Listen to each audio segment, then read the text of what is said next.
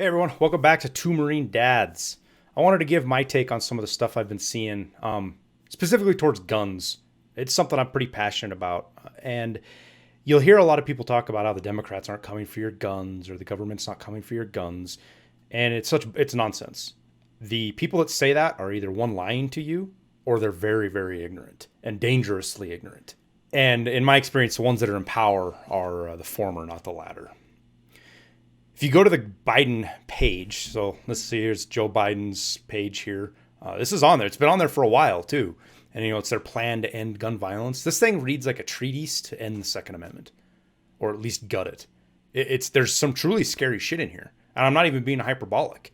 It's got the usual, uh, magazine capacity bans and assault weapon bans and all that other junk. That they talk about for a while, and big scary guns to try to get people to be scared of weapons so they can pass laws. But some of the other shit is actually really scary. With the old assault weapons ban, the federal assault weapons ban that they passed back when, that expired in what was it, 2002, I think, 2004. It didn't do anything to guns that already existed. It banned from that date on forward. What Biden's proposal is going to do is make anything that you own that is banned, it has to go into the NFA. And for those of you who don't know what the NFA is, it's kind of like buying a suppressor. If you want to get a suppressor, or you want to be an SBR or some other restricted weapons, you can get them. You just have to go through an extensive background check and then pay a tax stamp. That's right. You have to pay a tax stamp to do this. Reminiscent of a poll tax, in my opinion, but neither here nor there. But so if you've got a 20 round magazine or a 30 round or an 11 round magazine, you have to pay a $200 tax stamp on each and every one of those. Not to mention any rifle you have that belongs in this thing. I mean, this can get into the six, seven, tens of thousands of dollars depending on who you are and how many mags you have. And this isn't even the scariest one in the whole group here. You go through and you look at something like where it wants to hold adults accountable for children accessing firearms. I mean, that doesn't sound nefarious, right? But it says right here, regardless of whether the minor actually gains possession of the firearm or not. You don't actually have to do something wrong and there has to be no outcome. See, now, I don't know if this will hold up in court, in lawsuits, if this would actually be found constitutional, because in my knowledge of the way it works is you actually have to do something wrong for there to be a plaintiff in order to, but who knows with these fucking batshit crazy people, man. And think about it. This isn't the only place they're going to apply this to. This is just where they're applying to now. This gives you thought into how they think about things.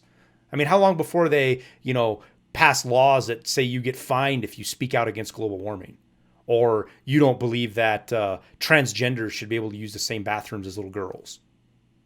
How long before that becomes a crime that you get punished with a fine or something for? And things like the smart weapons. This is just an outright lie. It says today we have the technology to allow only authorized users to fire a gun. No, we don't. No, we don't. There is technology that's out there, but it's not widely applicable, and you can't put it on every firearm. This doesn't exist.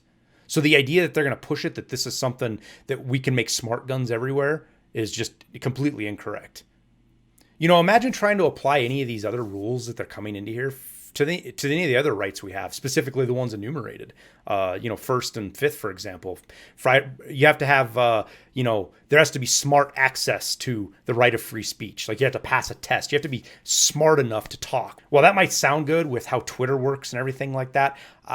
No, that's not how this works. That's not how this country works. I mean, imagine needing to have a license. You have to be licensed before the right to search and seizure only applies to you. Because there's another one in here. They're asking, they want to require you to have a license to buy a firearm. What if you have to have a license to vote? You don't even have to have that. You don't even have to show ID in some places to vote right now. And if you ask for that, you're called a racist. And this kind of gets into where Georgia is important. The Georgia election's the firewall right now. There's 2 votes in the Senate that hang in the balance. And if it's a tie, it goes to Kamala Harris. And you can be damn sure she's not going to protect your rights to an AR-15. She's going to come after everything she can. She's as much said so. She's talked about how she'll just do executive action, which is completely illegal, to take guns away from people. And it's a rare double election. Normally Senate elections aren't stacked like this, but because it's a special election, because I think the guy retired or something, there's a appointed seat who's now up for election on the next cycle, which is now. And that's Laura, what's her name? Uh, Kelly Loeffler, that's her name. She's the incumbent, and the way Georgia works, it's not a plurality, it's a majority. So you have to get to 50% to win. If you don't, it goes into a runoff against the top two candidates, and that works on both elections. That's what's happening right now, and it's hopeful. The Republican technically won, and if it wasn't probably for this independent vote here, would have been over the 50% margin to actually take the election, not go to runoff. So this kind of doubles down on this idea of people who want to do protest votes and vote for third party. In the current system we have, you are throwing away your vote, and in some cases, you're endangering people's rights because if the Democrats do this, they're coming after rights.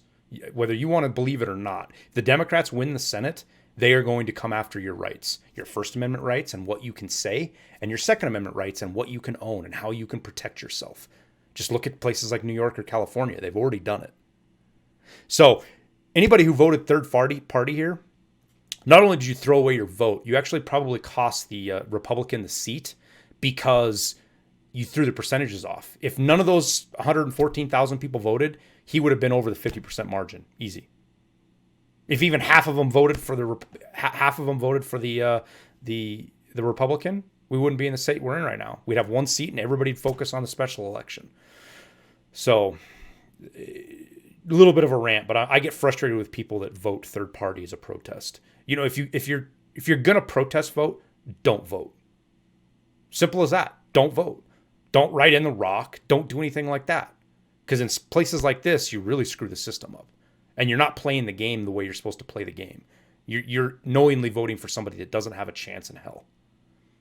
Anyways, the second seat, the special election, while this looks kind of scary right here because of the 33 to 26%, I actually went through and broke this down a little bit. And unbelievably enough, there's over 20 candidates on here that got over 10,000 votes for this seat. It's insane. It's absolutely insane. It's like 5 million people voted, and this is all that showed up for the top two. Well, if you break this down between R and D, what it comes down to is there's 2.42 million votes for R and about 2.38 million for D. So that's good, right? More Republican Democrat. You're probably not going to see much crossover. It's going to wash out one way or the other as far as people are voting. And more boils down into turnout at that point. And then there's 110,000 for these independent or others and stuff like that. And if you go through, there's two Green Party in here, but most of them are libertarian candidates. And libertarians usually siphon votes from Republicans. So with them not being on the ticket, those people either choose not to vote or vote for Republican. So I think there's a good chance, if all things being equal right now, Republicans are going to maintain these two seats. That being said, trouble is brewing. Everybody and their mother is throwing money at this thing now because of how important it is. It is for control of the Senate. If the Democrats take both these seats, it's 50-50, which means Kamala Harris is the tiebreak. And I can guarantee you it's going to be down the line on almost everything. Now, John Tester in Montana and some of these others are going to not probably vote for gun laws, but some of the other stuff they will for sure. And even with 52 senators, it's not a guaranteed thing because you have Murkowski, Collins in Maine and Alaska, and Romney in Utah. And I don't trust Romney any farther than I can throw the guy. I don't know what he's going to do. I mean, he might be like McCain and just vote to spite people. I mean, that's what McCain did to Trump with the Affordable Care Act. So who knows? The two isn't guaranteed, but it's at least better than 50. And with all the money coming in, it's going to drive the chance for nefarious shit to happen. I mean, think about it now. With the way the election looks, people don't, on either side, people from on the right don't trust the way the elections went down. And people on the left, let's say by some crazy thing happens and they overturn it, the people on the left aren't going to have any faith in the election system. It's going to be worse than 2000 with Gore and Bush. People that were through that on the left are still bitter about that. It's 20 years later, and they are still very, very unhappy with that. You've got people in the media, famous people, reporters, encouraging people to move to Georgia to vote, to throw this election. And people in the media aren't encouraging them to vote for the right. It's for the left. You've got George Soros and Bloomberg organizations throwing ungodly amounts of money at this thing for a Senate race. The numbers that are going to come out of this when it's on how much money they spend on this is going to be mind-boggling because they're battling for power. And people are battling for power like that. Bad things are going to happen. It's just how it goes. if you're on the right and you're worried about this, donate if you can. Donate to the candidates. Help them get their message out. Talk with people. Let them know that what's really at stake with this election and how important this shows our local elections really are. Georgia's potentially gets to decide how the next 2 years go, if not 4. Georgians, who would ever thought that? But whatever you do, don't play the game of the left. And I know it sounds unfair to accuse the left, but from everything that I've seen, it's the left that's causing all the problems right now. They're the ones saying, don't check into stuff. It's fine. Just let it go. Don't check into the way this went down. Don't look into these counts. Don't look into the abnormalities. It doesn't matter if the abnormalities changed or not. You look into them to make sure everybody has faith in the election system. So don't play their game, because the media doesn't hold people on the right to the same account as they do people on the left. And if they held everybody fair, that wouldn't be a problem. If they held the people on the left and Democrats to the same standards that they hold people right or Republicans, it would actually be a better place, because it makes everybody be better. It makes everybody, the bar's higher for everybody. And they don't get to do dumb shit like hide in their basement for 6 weeks before a presidential campaign and not answer any questions. Because that's what they did to Biden. They let the guy just, not campaign for his campaign and didn't hold him to it. So that's kind of my take on it. I hope you guys liked the video. Make sure you hit the like button and subscribe for future content.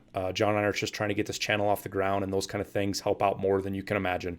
We can't get anywhere without your guys' support. So I appreciate you for listening, and we'll see you later.